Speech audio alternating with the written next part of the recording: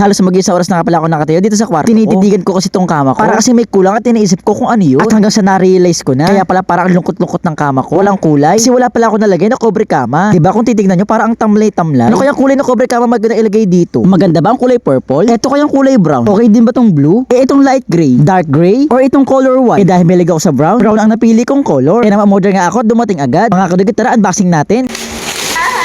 Grabe mga kadugyo. Paghawak ko pa lang no, inaalis ko sa plastic. Grabe, sobrang sarap sa pakiramdam. Dulas-dulas niya na seal. Tipong parang ang lamig-lamig sa katawan. Bali, ito nga pala yung cobre kama, yung kulay brown. Bali, pang double nga pala itong size na binili ko. Bukod sa cobre kama, may kasama nga din pala itong 2 punda para sa una. Grabe, ang bango, hindi ko na nga nilaban eh. At eto nga, no, nalagay ko na nga pala ito sa kama. Grabe talaga, saktong-sakto, parang sinukat. Tapos stretchable nga pala siya. Ito pala yung mga cobre kama na tinatawag na noluko. Kasi kahit anong higa mo dito, hindi ito maluluko. Kahit anong likot mo ng tulog dito, hindi ito maluluko. After ko maglagay ng cobre kama, ito mga una naman, nalagyan natin ng punda. Pagkalagay ko nga itong color brown na punda, grabe yung unan ko, parang naging chocolate marshmallow na flavor. Ang lambot na tapos ang dulas-dulas pang hawakan. Sakto pa nga 2 piraso eh oh. Tenen sa mga kadigay, ito na pala ang resulta. Grabe yung ang ganda, para akong nakahiga sa chocolate. Parang chocolate yung kama ko no. Soft natural fabric nga pala ang ginamit dito. Na parang sarap-sarap hawakan at madulas pa. Kung kapares kita na mahilig magkutskus ng paa. Ay nako, bagay na bagay ito sa atin. O diba, ang ganda na ng kama ko, hindi na siya balungkot tignan dahil meron ng kulay. Sarap pa matulog dito, sobrang sarap niya sa pakiramdam. Sobrang madulas at hindi siya mainit. Nakatulog na nga pala ako dito, hindi ko na malay ito sa akin si Kappa Girl. O diba, pati kumot na may kulay brown din. Kitang-kita naman sa mukha ni Kappa Girl, diba, nang talagang naganda siya sa cobre kama namin. Hinawak-hawakan pa nga niya kasi nga sarap sa pakiramdam dahil sarap higaan. Kaya naman talaga mahimbing ang tulog namin. Ngayong araw nga pala, ay bubuo ulit tayo ng perler beads. Bubuuin nga pa natin si Raichu gamit ang perler beads pen. Ito naman kasi ang bagong pinadala sa atin. Mas madali kasi kapag ito ang gamit natin. At syempre lalo mapapabilis kapag inilabas na agad natin lahat ng kulay. Para hindi na tayo naghahanap kapag nagsisimula na. At matatansya natin kung kukulangin ba o hindi. Ito nga, nalabas ko na lahat ng kulay. At ito naman ang reference natin kay Raichu. Kaya naman mga tara, start na natin. Ito nga, nagre-refill na nga ako dito ng color black sa bagong padala sa ating perler beads pen na kulay pink. O diba, ang galing, para lang tayo mag-drawing dito. At syempre as usual, start nga ulit tayo sa outline. So ang masasabi ko lang mga kadugyo, kung balak nyo rin magawa ng perler beads o newbie pa lang kayo, ay suggest na simulan nyo na agad kapag gamit ng perler beads pen. Kasi ito mas hassle free, basic lang, madali, hindi ka maya pakuha-kuha ng mga color. Pero kung sanay ka naman sa tweezer, eh okay lang naman yun. Kasi nung hindi ko pa na-discover tong perler beads pen, ay tweezer din naman ang gamit ko. Syempre habang nagtatagal, explore